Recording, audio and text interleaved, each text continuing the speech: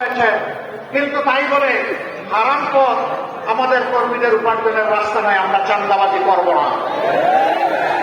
বাংলাদেশের 18 কোটি মানুষ চাঁদাবাজি আমরা করি নাই। আমরা বলেছিলাম যারা আমাদেরকে মামলা দিয়ে দফায় দফায় জেলে নিয়েছে, কষ্ট দিয়েছে, রিমান্ডে নিয়ে আমাদের উপর নির্যাতন করেছে, আমাদের কাছ থেকে অবৈধভাবে টাকা আদায় করেছে, আমরা তাদের বিরুদ্ধে হাজার হাজার লক্ষ লক্ষ মামলা দেব না। আমরা বলেছিলাম প্রতিটি কিছু মামলা হবে যাতে বিচারহীনতার সংস্কৃতি তৈরি না হয়। আমরা বলেছিলাম আমাদের কর্মীদেরকে যারা মজলুম সাবধান, মামলা দিতে গিয়ে একজন নিরপরাধ মানুষকে মামলার আসামি করা যাবে না। আমরা জাতির সাথে কথা রেখেছি। আপনারা শুনে অবাক হবেন, 8টি মামলা আমাদের সর্বমোট মামলার সংখ্যাই 750। এর মাঝে 8টি মামলা আছে, আসামি মাত্র একজন। আমরা দ্বিতীয়জন খুঁজে পাই নাই, দ্বিতীয়জনের নাম আমরা লিখি নাই।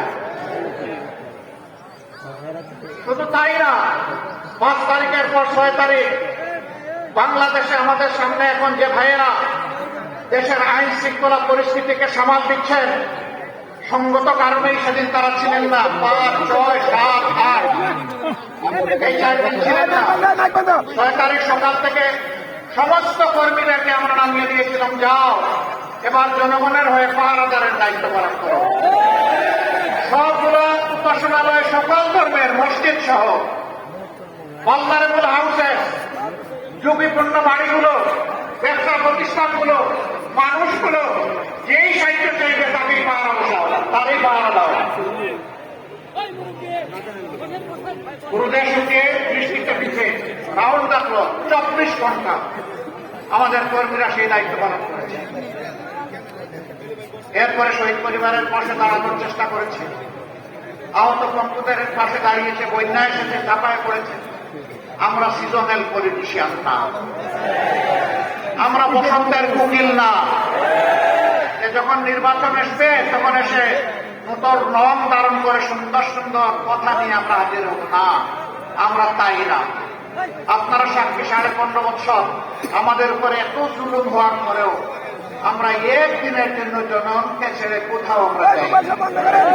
এই মাটি কামড় দিয়ে আমরা ছিলাম, আল্লাহ আমাদেরকে এখানে রেখেছিলেন। দফায় দফায় জেলে গিয়েছি, ঘর বাড়ি ছাড়া হয়েছে, অফিসে ঢুকতে পারি নাই, কিন্তু বাংলাদেশে ছিলাম। আলহামদুলিল্লাহ, এখনো আল্লাহ রেখেছেন। ইনশাআল্লাহ ভবিষ্যতে সুদিন দুর্দিন কি আসবে আল্লাহ ভালো জানেন। কথা দিচ্ছি, বাংলাদেশ ছেড়ে কোথাও যাব না। ইনশাআল্লাহ আছি, থাকবো, আপনাদের সুখেও থাকবো, ইনশাআল্লাহ দুঃখেও থাকবো। আমরা এখন একটি মানবিক বাংলাদেশ গড়ার স্বপ্ন দেখছি। এই স্বপ্ন কার? এটা আমার না, এটা জুলাই আন্দোলনের যোদ্ধাদের। তারা যে দেশটা দেখতে চেয়েছিল, আমরা সেই দেশটা গড়ার জন্য শপথ নিয়েছি। আপনারা আমাদের সাথে ইনশাল্লাহ থাকবেন, থাকবেন ইনশাল্লাহ। আলহামদুলিল্লাহ, তাই যে 12 তারিখের টার্নিং পয়েন্টে জাতির বাঘ বদলে দেওয়ার জায়গায় ঐতিহাসিক দায়িত্ব আমাদেরকে পালন করতে হবে ইনশাআল্লাহ। জুলাই যুবকেরা, তোমাদের কি শক্তি নিঃশেষ হয়ে গিয়েছে? এখনো সজাগ আছো?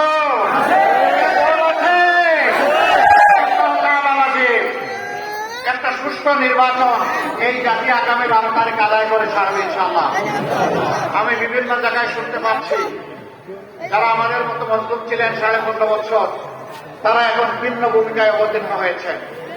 মানুষকে কষ্ট দিচ্ছেন, চাঁদাবাজি করছেন, দুর্নীতি করছেন, মামলা বাণিজ্য, দখল বাণিজ্য করছেন।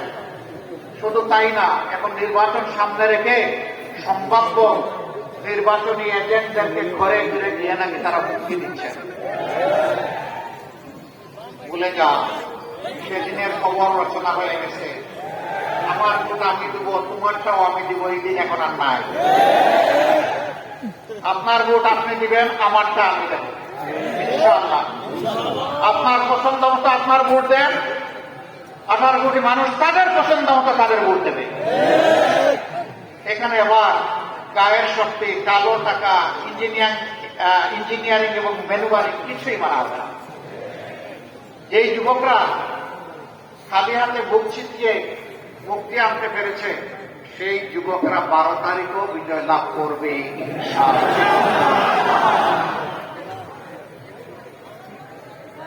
আমাদের দুটা বুক যুবকরা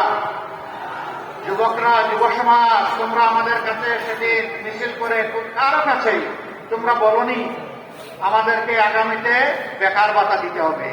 কোন যুবক বলেছিল? আমরা আমাদের যুবকরা কারো বেকার ভাতা চায় না। এই যুবকরা অধিকারের জন্য, কাজের অধিকারের জন্য লড়াই করেছিল। আমরা কথা দিচ্ছি তোমাদের হাতকে শিক্ষার প্রশিক্ষণ দিয়ে ভরে দেবো ইনশাআল্লাহ। তারপরে তোমাদের মজবুত হাতে কাজগুলা তুলে দেবো ইনশাআল্লাহ। এরপরে বলবো আমাদের বাংলাদেশটা তোমরা গড়ে দাও। আমরা আগামীর বাংলাদেশ তোমাদের হাতে উপহার দিতে চাই। যুবকরা তৈরি আছে? হাত তুলুন। মাশাআল্লাহ, আমার বৃদ্ধ বনিতা সবাই যুবক। তাই আমিও যুবক।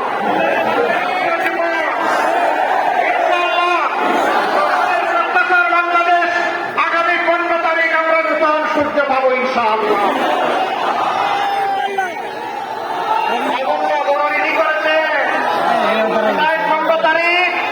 আমাদের মেয়েদের গায়ে ঢাকা বিশ্ববিদ্যালয়ে যখন হাত দেওয়া হয়, সারা বাংলাদেশে আগুন জ্বলে উঠেছে। আমরা মায়েদের কাছে আবু সাইদ চিৎকার দিয়েছে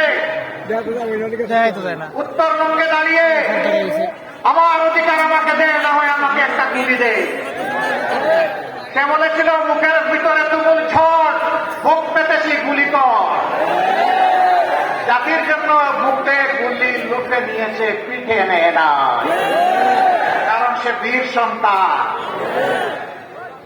বন্ধুগণ, সেদিন অনেকে বাধ্য হয়ে স্বৈর শাসকের হুকুম পালন করতে তার বাধ্য হয়েছিলেন।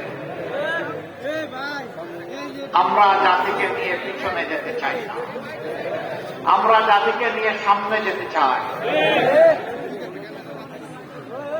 আমরা এমন একটি বাংলাদেশ চাই যে বাংলাদেশের শিশুটি উপযুক্ত শিক্ষা পাবে, উপযুক্ত নাগরিক হিসাবে সুস্থ হয়ে বড় হওয়ার জন্য স্বাস্থ্য সেবা পাবে, নিরাপদ রাস্তা পাবে, নিরাপদ শিক্ষা প্রতিষ্ঠান পাবে।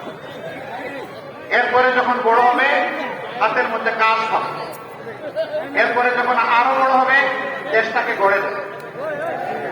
আমরা সেই বাংলাদেশটা চাই, সেই বাংলাদেশে আমার মা, আমার বোন, আমার মেয়ের শতভাগ নিরাপত্তা এবং মর্যাদা নিশ্চিত হবে ইনশাআল্লাহ। এটা ঘরে, রাস্তায়, কর্মস্থলে, যেখানেই হোক সব জায়গায় একই হবে। আমরা সেই বাংলাদেশ চাই যে বাংলাদেশে মানুষ তার যোগ্যতা এবং তার অবদান অনুযায়ী মূল্যায়িত হবে। সে ফর এক্সাম্পল, আজকের এই জনসভায় যারা আমাদেরকে নিরাপত্তা দিচ্ছেন, তাদের জীবন আর সাধারণ একটা দপ্তরে, অফিসে যিনি চাকরি করেন তার জীবন এক নয়। সেনাবাহিনী এবং আধা সামরিক বাহিনীতে যারা সদস্য হিসাবে নাম অন্তর্ভুক্ত করেন, প্রথম দিনই তারা নিয়ত করেন, আল্লাহর নামে শপথ করেন যে আমার দেশের প্রতি ইঞ্চি মাটি হেফাজত করার জন্য জীবন দিব, কিন্তু মাটি কাউকে দেব না। তাদের জীবন আর আমার জীবন এক নয়। র্যাব, পুলিশ, এরকম যারা আছেন শৃঙ্খলা বাহিনীতে, তাদের রাত নেই, দিন নেই, কখন কোথা থেকে কোন ডাক আসে তার কোনো ঠিকানা নেই। তার বেতন আর আমার বেতন এক হওয়া উচিত নয়। সবাইকে সমান দেওয়ার নাম ন্যায় বিচার নয়। যার যেটা ন্যায্য পাওনা থাকে সেটাই দিতে হবে, এর নাম ন্যায় বিচার। আমি আমার রাষ্ট্রের কর্মকর্তা কর্মচারীদেরকে সম্মানের সাথে বাঁচার, জীবন ধারণ করার ব্যবস্থা করে দেব না, আর সে অপরাধ করলে তাকে শাস্তির আওতায় আনবো, সরকারের কোন অধিকার নেই। আগে তাকে তার অধিকার দিতে হবে, যাতে সে মন খুলে, মন উজাড় করে রাষ্ট্রকে সেবা করতে পারে। আর পরে যদি কেউ অপরাধ করে অবশ্যই শাস্তি তার পাওয়া উচিত, কিন্তু এর আগে নয়। এমনকি একজন চোর চুরি করার পরেও সাথে সাথে তাকে শাস্তি দেওয়া যাবে না। আগে দেখতে হবে পেটের ভিতরে আগুন জ্বলছে কিনা। যদি আগুন জ্বলে গুজার জ্বালায়, আগে আগুন নেবানোর দায়িত্ব হচ্ছে সরকারের। ওই আগুন নেবানোর পরেও যদি লুমের বশবর্তী হয়ে চুরি করে, তখন তার শাস্তি হবে, তার আগে নয়। আমরা সেই সরকার চাই, সেই বাংলাদেশ চাই, যেই বাংলাদেশে যে দেশে একজন সাধারণ মানুষ অপরাধ করলে নির্দিষ্ট শাস্তি হবে। প্রধানমন্ত্রী একটি অপরাধ করলে তাদেরকেও ছাড় দিয়ে কথা বলা হবে না। একই বিচারের মুখোমুখি হতে হবে। বিচারের নামে কোনো ইম্পিউনিটি নাই, দায় মুক্তি নাই। এ বিচার মেনে নিতে হবে। এই সামাজিক ন্যায় বিচার যখন কায়েম হবে, বাংলাদেশ ইনশাআল্লাহ রকেট গতিতে সামনের দিকে এগিয়ে যাবে। আপনাদের সকলকে ধন্যবাদ। দুটি ভোট আজকে আপনাদের কাছে চাই। জুলাই যোদ্ধাদেরকে সম্মান করার জন্য, তাদের আকাঙ্ক্ষা বাস্তবায়নের জন্য গণভোট। গণভোটে কি বলবেন আপনারা? না মানে আজাদি, না মানে গুলামি। আজাদি না গুলামি? আজাদি না গুলামি? ইনশাআল্লাহ সারা টাঙ্গাইল বাসীকে নিয়েই আমরা হা ভোট দেবো এবং হায় বিজয় হবে ইনশাআল্লাহ। এরপরের ভোটটি ওই আকাঙ্ক্ষা বাস্তবায়নে যারা নিরলস কাজ করবে, দায়িত্বশীলতার সাথে, সততার সাথে, আল্লাহকে ভয় করে, প্রত্যেকটি নাগরিককে সম্মান এবং ভালোবেসে সেই সরকারটা আমরা গড়ে তুলে দিতে বদ্ধ করি। এই জন্য 11টা দল আমরা নিজ নিজ মার্কা নিয়ে সব জায়গায় নির্বাচনে অবতীর্ণ হয়েছি। তবে এক জায়গায় 2 মার্কা নয়, একটা। যে মার্কা থাকবে বাকি 10 দল তার পাশে দাঁড়িয়ে যাবে ইনশাআল্লাহ জনগণকে। এখন আমি মার্কাগুলো 8টা আসনে আমাদের প্রার্থীদের হাতে তুলে দিচ্ছি এক এক করে। টাঙ্গাইল 1 আসন, মধুপুর ধনবাড়ি, এই আসনে আমরা বাংলাদেশ জামাতে ইসলামী মনোনীত এবং 11 দল সমর্থিত প্রার্থী হিসাবে বিশিষ্ট চিকিৎসক জনাব ডক্টর আব্দুল্লাহ কাফি, তার ইনসাফের প্রতীক দাঁড়িপাল্লা তুলে দিলাম। জাতির ভার বহন করতে হবে আরো শক্ত। দোয়া করবেন, শেষ একটা স্লোগান সবাইকে নিয়ে দেবো ইনশাআল্লাহ। তারপরে টাঙ্গাইল 2, গোপালপুর, ধোয়াপুর, জায়গাটা ভুইয়াপুর না, গোপালপুর এবং ভুইয়াপুর, এই আসনে আমরা ইনসাফের প্রতীক দাঁড়িপাল্লা তুলে দিচ্ছি বাংলাদেশ জামাতে ইসলামীর জেলা সেক্রেটারি টাঙ্গাইলের জনাব হুমায়ুন কবির। জনাব হুমায়ুন কবির সপ্তাহে পরে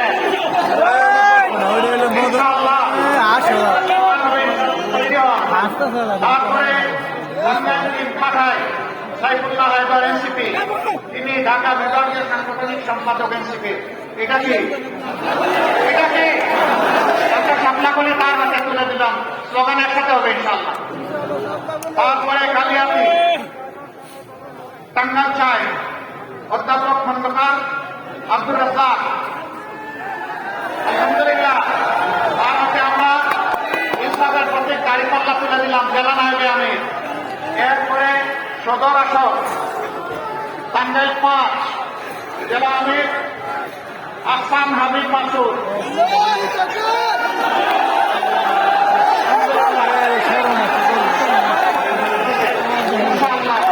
এরপরে টাঙ্গাইল 6, নাগরপুর জেলা এই বাইরে বসতে পারেন তো, এই বসা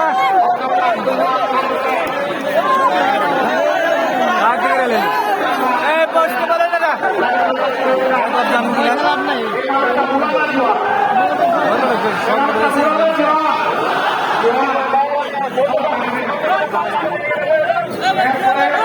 এই সবাই বসেন। শফিকুল ইসলাম খান